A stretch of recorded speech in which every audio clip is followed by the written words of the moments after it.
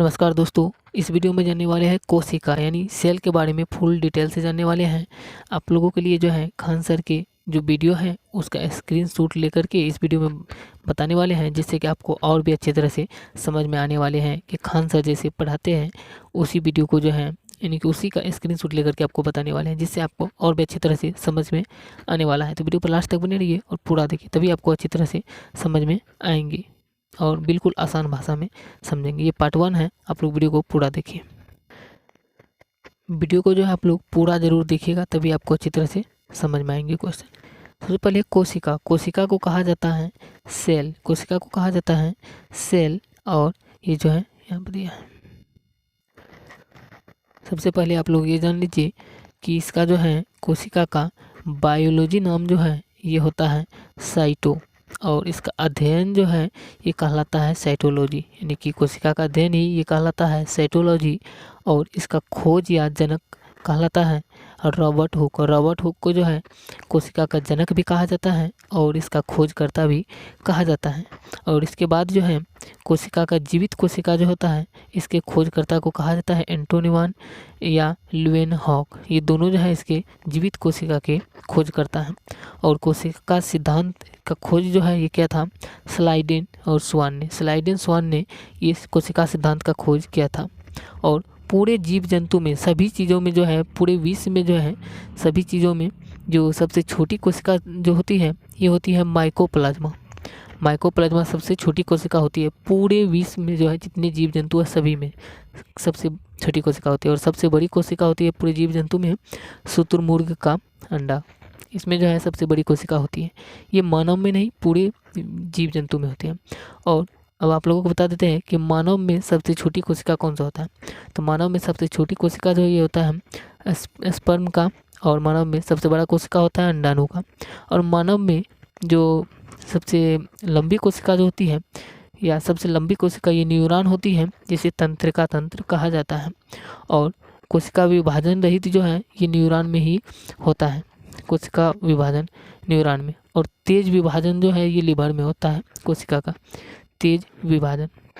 तो आप लोगों को ये समझ में आए होंगे, जिस तरह से ईंट से आप लोगों को बता देते हैं, जिस तरह से ईंट से दीवार बनता है और दीवार से कमरा और कमरा से फिर वही घर कहलाता है अच्छी तरह से सजाने के बाद, उसी तरह कोशिका जो है, कोशिका से सभी कोशिका मिलकर के ऊतक बनाते हैं और ऊतक मिलकर के अंग बनाते हैं और अंग से पूरा शरीर बनता है।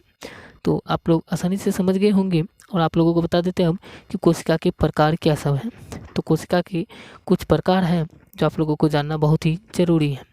तो यहाँ पर देख सकते हैं, सबसे पहले कोशिका जो है इस तरह से मान लो ये कोशिका है, और ये जो कोशिका है इसी में देख सकते हैं इसी तरह से ये जो है ये पहले बना था कोशिका, इसमें कोशिका बना था। और इसके बाद जो है इसमें देख सकते हैं कि यहाँ पे दिया गया है कि कोशिका झिल्ली जो है इसका फर्स्ट प्रकार है। इसका ये जो है कोशिका झिल्ली जो है ये इसका फर्स्ट प्रकार है। और इसमें जो है प्लाज्मा झिल्ली भी पाए जाते हैं।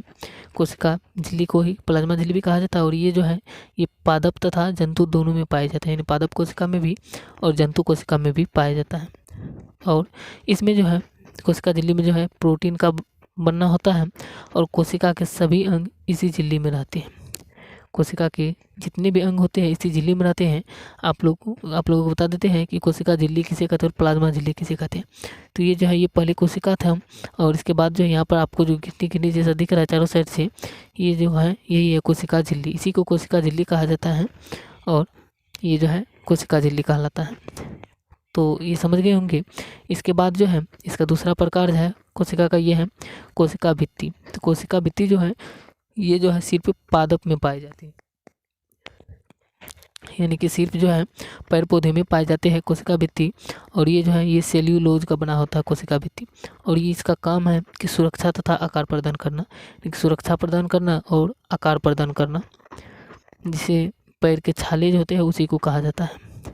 नेक्स्ट आप देख सकते हैं अगला प्रकार है कोशिका का तीसरा, माइटोकॉन्ड्रिया। माइटोकॉन्ड्रिया जो है इसका सूत्र कणिका कहा जाता है इसको। और इसके जो खोजकर्ता थे ये थे अल्टमैन। आप लोगों को बता दें कि माइटोकॉन्ड्रिया से ही श्वसन की क्रिया होती है, और श्वसन की क्रिया से क्रेब्स का निर्माण होता है। और क्रेब्स से जो है ये एटीपी का निर्माण होता है, यानी कि 38 एटीपी बनता है। और एटीपी जो है ये ग्लूकोज में बदलता है, और ग्लूकोज जो हमारे शरीर के लिए ऊर्जा प्रदान करता है। तो ये भी समझ गए होंगे। और इसका चौथा प्रकार जो है ये है गोल्जी बॉडी। गोल्जी बॉडी यहाँ पे जो लिखा गया है जी, गोल्जी बॉडी जो है इसके खोजकर्ता जो थे ये थे कैमिलो गोल्जी, और इसीलिए इसका नाम रखा गोल्जी बॉडी। और इसका काम यही है कि परिवहन करता है, यानी कि एक जगह से दूसरी जगह जो है शरीर में परिवहन का काम यही करता है गोल्जी बॉडी। नेक्स्ट है अगला प्रकार, इसका पांचवा प्रकार है रसधानी। तो कोशिका में जो है रसधानी भी पाया जाता है, जिसका काम है जल संग्रह, यानी कि जल को संग्रह करना, एक जगह करना जल को, रसधानी का काम है कोशिका में। अगला प्रश्न आपको जो है अगला प्रकार इसका बता देते हैं। अगला प्रकार है कोशिका का तारककय। तारककय जो है इसके जो खोजकर्ता थे बॉबरी, और इसमें कोशिका विभाजन होता है पूर्ण निर्माण से, और ये पूर्ण निर्माण से जो है ये लीवर में होता है, और ब्रेन में जो है कोशिका तारककय जो है इसका कोशिका का विभाजन नहीं होता है न्यूरॉन के कारण।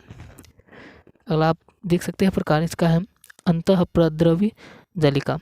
अंतःप्रद्रवी जालिका जो है ये जो है ये इसमें जो है पाए जाते हैं आंतरिक कंकाल और आंतरिक सहायता, ये दोनों का प्रदान करता है।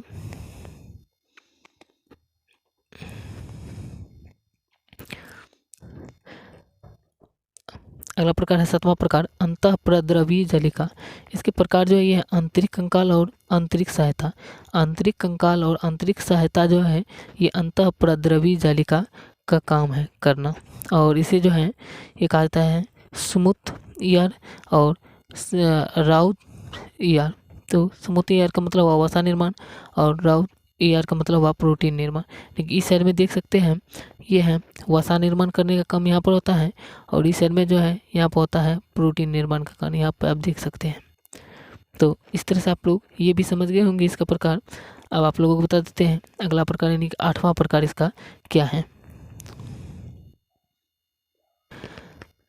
इसका आठवां प्रकार है राइबोसोम। राइबोसोम जो है ये जो है इसमें जो है प्रोटीन का निर्माण होता है, इसीलिए इसको प्रोटीन फैक्ट्री भी कहा जाता है।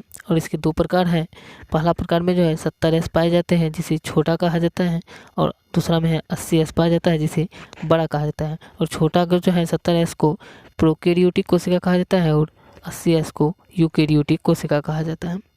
अगला है 9वां प्रकार इसका केंद्रक। केंद्रक को दो भागों में बांटा गया है, इसी में क्रोमोसोम पाया जाता है और डीएनए एवं आरएनए पाया जाता है। और केंद्रक के खोजकर्ता थे रॉबर्ट ब्राउन, और इसमें जो है प्रोटीन का निर्माण 70-80% प्रोटीन का निर्माण होता है केंद्रक में, और इसके बाद डीएनए जो है 10% पाया जाता है। इसके बाद जो है 10% जो है और अन्य तत्व पाए जाते हैं इसमें। आप लोग समझते होंगे आसानी से, आशा करते हैं। और इसका लास्ट जो है 10वां प्रकार इसका कोशिका का जो है लाइसोसोम। इसका 10वां प्रकार है लाइसोसोम।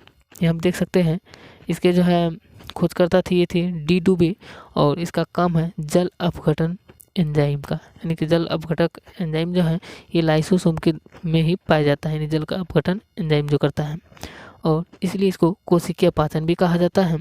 और इसके बाद आत्महत्या कहा जाता है, यानी कि ऐसे भी कभी कभी पूछी जाती है कि आत्महत्या की थैली कोशिका में किसे कहा जाता है, ये कहा जाता है लाइसोसोम को, ये याद रखिएगा।